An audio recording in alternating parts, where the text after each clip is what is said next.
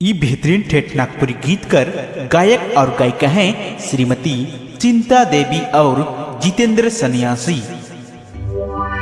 बात बात में गुस्सा न करबे, गलती होई गेल जानू माफ करी देबे।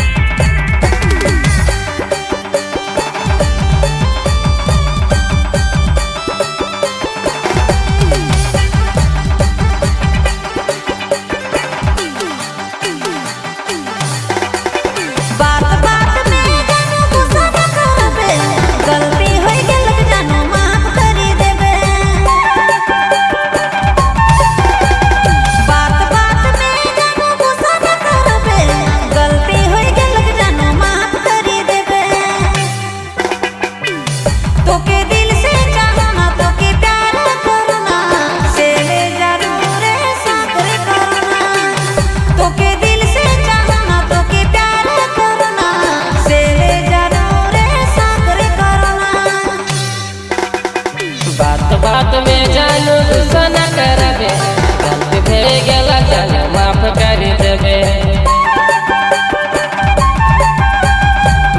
बात में जानू गुस्सा न करबे, गलती भे गेल जानू माफ करी देबे। तोके दिल से चाहना, तोके प्यारे करना, से ले जानू रे सकर करना। तोके दिल से चाहना, तोके प्यारे करना, से ले जानू रे सकर करना।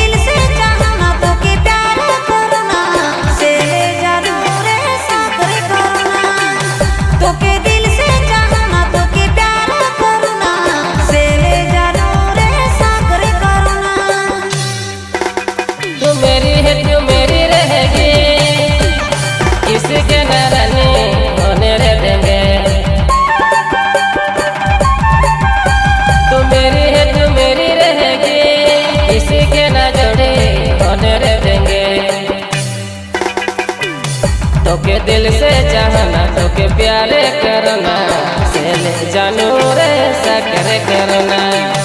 तोके दिल से चाहना, तोके प्यारे करना, से ले जानू रे सकर करना।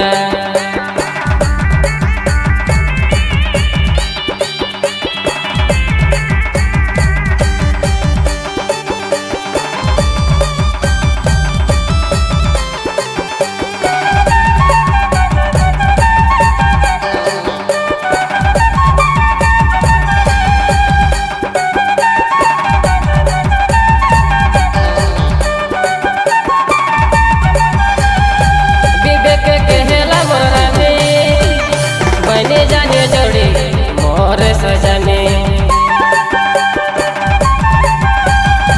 विवेक कहला मोर जोड़ी बने जाने रानी मोर सजनी।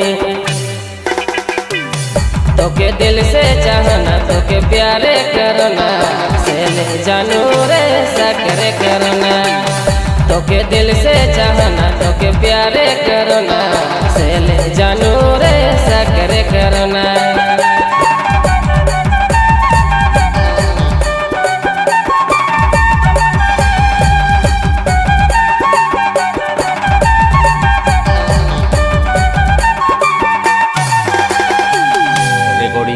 कमल स्टूडियो, बड़ा दुर्गा मंदिर रोड, गुमला।